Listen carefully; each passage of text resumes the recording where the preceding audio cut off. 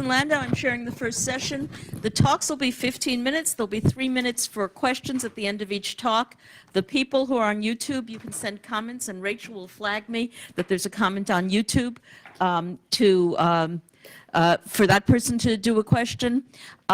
Please remember to rate the talks. Now, I have to do an editorial comment here.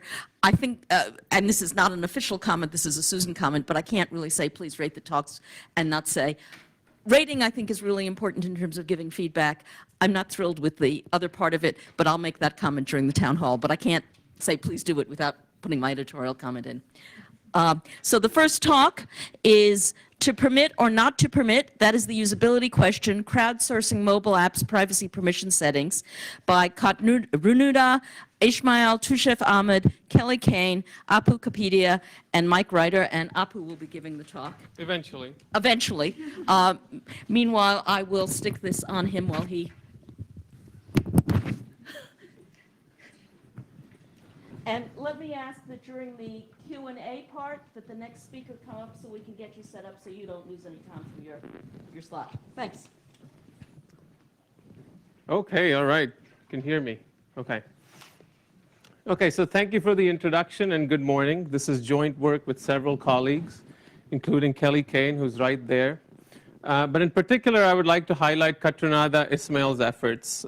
This work would not have been possible without her, and she would have loved to be here today. And only a few things are better than a presentation at PETS, right? And one of them is having a baby. So I wish her luck, and I'm happy to be here in her place. She might actually be watching over the link, so hello. Okay, so by now we're all very familiar with mobile apps requesting access to several sensitive resources on our devices, such as our location or our contacts. In older versions of Android, users were faced with a pretty stark choice. Either accept all the permission requests, resulting in a feature-rich app, but with very little privacy, or deny all requests and get access to a whole lot of privacy, but no features. Basically, you can't install the app. Operating systems now, mobile operating systems now, however, allow users to strike a trade-off and selectively disable permissions that make them uncomfortable. Android has upgraded to this model only recently, and some of you may know that iOS has had it for a while now. But again, users are faced with the question of how their choices will actually impact usability.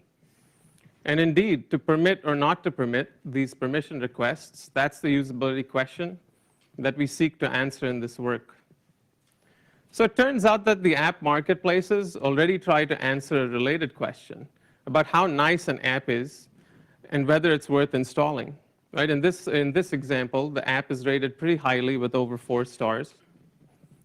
But wouldn't it be great if the app stores could recommend suitable configurations with better privacy and reasonable usability? In this example, the marketplace is recommending disabling access to contacts and location by default for a reasonable user experience. One could think of this scenario as one of the motivating scenarios for our research in general.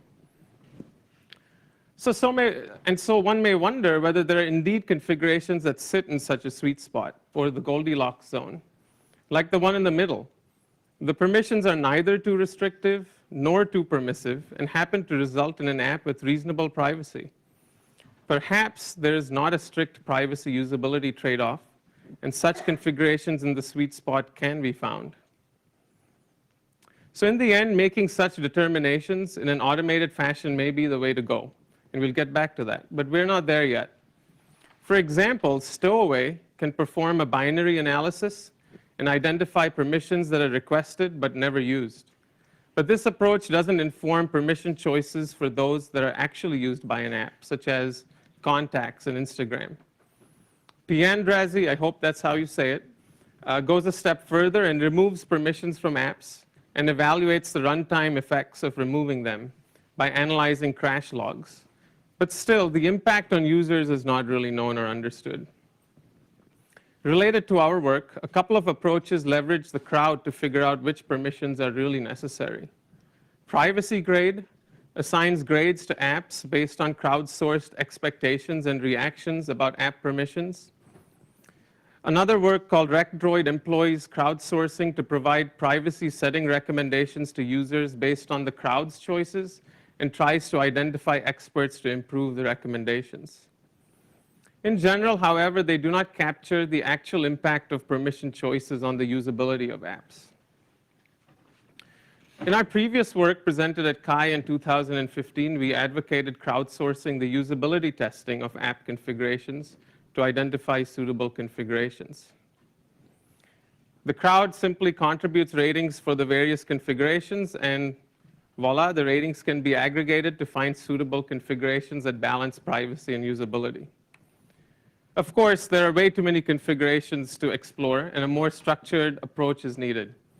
We can start by arranging these configurations in a lattice structure, where each represents a containment relationship or a configuration that removes a superset of permissions.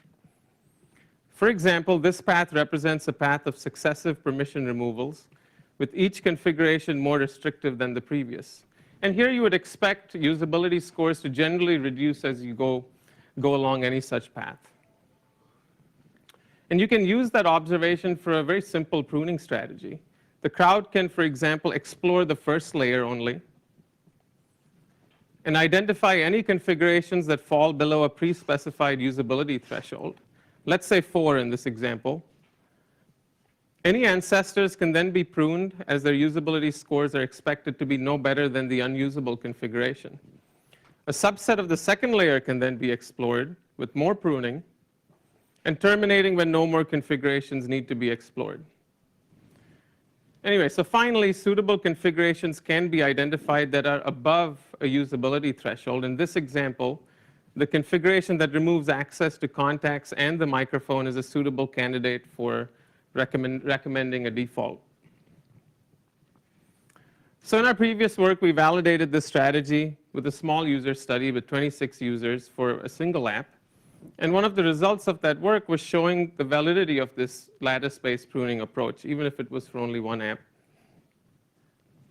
Which brings us to this paper. So in this paper, we ask the following research questions. Number 1, is there always a trade-off between usability and privacy? Specifically, can we identify suitable configurations across a range of different app types? Second, what do lattices look like for different categories of apps? It is possible to find cases in which removing only one permission causes an app to be unstable. In other cases, removing multiple other permissions may not adversely affect the usability of the app. Studying such structures have implications not only for structured crowd management, but can also inform developers on where to concentrate their resources while building apps. And third, to what extent do different permissions affect the usability of the apps? In particular, we would like to quantify the overall impact of removing individual permissions from apps, which can be useful to isolate and estimate the importance of various permissions for an app's usability while making recommendations to users, and we'll see more of that. Okay, so to answer these research questions, very briefly, we performed an online experiment on Amazon Mechanical Turk with a sample of 555 participants with exemplar apps from each of 3 categories. So for instant messenger, we picked Facebook Messenger, as it is one of the most popular instant messaging apps out there with over 1.2 billion active users a month. For photo sharing, we chose Instagram with over 700 million monthly active users. And for microblogging, we selected Twitter with over 328 million monthly active users. So we created multiple configurations of the apps by disabling different subsets of permissions, focusing on 4 particular sensitive permissions: location, contacts, microphone, and camera. In particular, for a more direct comparison of lattice structures, we focused on these 4 permissions as they were common to the 3 apps. We should note, however, that disabling location for Twitter made the app completely unusable, and so we explored only 3 permissions for Twitter. Based on a power analysis for the types of tests we wanted to run, statistical tests, each configuration was assigned to approximately 15 participants. Each participant was asked to perform various popular tasks as determined through pilot testing. These tasks were fixed for each app category and were chosen to be a representative set of common tasks performed with these apps. All right, so following each task, participants were asked to reflect on the app's usability by answering what's called a single EASE question, or the SEQ. The SEQ is a post-task usability measure that has a single 7-point Likert scale question about task difficulty.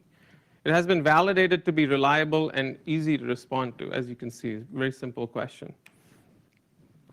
So to quickly boil down the take-home points for our work, I will show you the usability scores for the 3 lattices, starting with Instagram. The red dashed arrows show statistically significant changes in usability scores. And in all cases where this happens, the drops are in the decreasing direction, as we might have expected or hoped. The SEQ scale suggests 4.8 as a cutoff for what is considered below average usability. So in this case, the following configurations have reasonable usability, you could say. For example, removing contacts and microphone access results in a usability score of 5.3 compared to 5.8 for the base configuration. Very quickly, here we see the lattice structure for Facebook Messenger, which yields only one configuration low in the lattice, with the contacts permission removed. The difference in usability scores here is not statistically significant, suggesting similar usability to the base configuration. And finally, Twitter's lattice yields a decent configuration with 2 permissions disabled. The contacts and camera configuration could be considered borderline, but the one with contacts and microphone disabled results in a usability score that is practically the same as the base configuration. All right, so finally, using regression analysis, we quantify the impact of individual permissions on apps.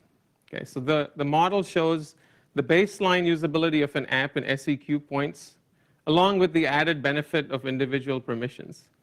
In cases where the coefficients are not obtained with statistical significance, they've been grayed out. Recalling that 4.8 was the threshold for usability in SEQ points, we can make a few observations here that line up with what we saw earlier. The baseline usability score of Facebook Messenger and Instagram is low, and several permissions need to be added to make them usable. Twitter's baseline is high, but keep in mind that in this case, only 3 permissions are modeled, and in fact, the usability is 0 when location is disabled. But perhaps more interesting is looking at the individual coefficients themselves. Removing the camera permission provides a big hit, 1.74 points to Instagram, as one might expect, but has a smaller impact on Facebook Messenger with 0.71 points. Removing the location permission impacts Facebook Messenger the least at 0.48 points. Well, we could do this for a while, but the point of all this is that we can integrate such measures into permissions interfaces to help users make more informed decisions about their choices. For example, previous work by Liu and others has shown how this interface can be modified to show how often an app has accessed each permission. So the actual impact on usability could thus measure the costs associated with the privacy choices. Before proceeding to the discussion, we should be mindful of various limitations. Firstly, we studied only 3 apps. And why? We chose to limit the apps in this study because our goal was to test the usefulness of a lattice-based approach. And it would take an incredible number of resources to test the entire library of phone apps. So to simultaneously limit our study and still impact as large a number of users as possible, we decided to study popular exemplar apps actively used, as we saw, by over 1 billion users. Although we had a specific reason to choose 4 permissions for our experiment, more work is needed to study a larger set of permissions. As always, some conditions apply to Turk studies, right? They're different. The Turkers are different from the general population, but we did pick them to be representative of crowd workers, since this is a crowdsourcing paper. One might also wonder how reliable user testing is on mTurk. However, Liu and others found mTurk to be a viable platform for usability testing. Finally, this work looks at how permissions affect the usability of apps in general and does not attempt to make recommendations based on individual usage patterns. So I'm going to skip through the last slide or 2 really quickly. So building off our limitations, we need to better understand how individual usage patterns can be leveraged for better recommendations. Developers must now make their apps usable under an exponential number of possible permission configurations. So how can we assess these developers in making more usable apps? A lattice-based approach may help. Going back to automated approaches, can we predict usability scores based on machine learning models or other proxies rather than going to users and having them really test out apps?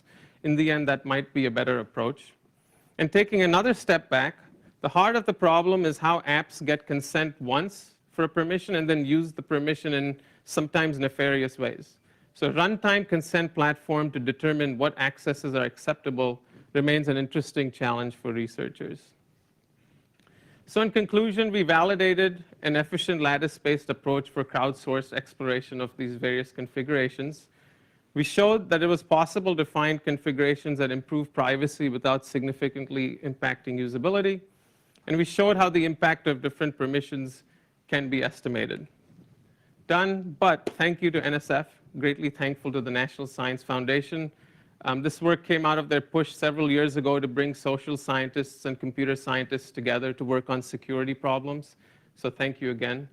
But that being said, they don't necessarily share our opinions, findings, or conclusions. Thank you.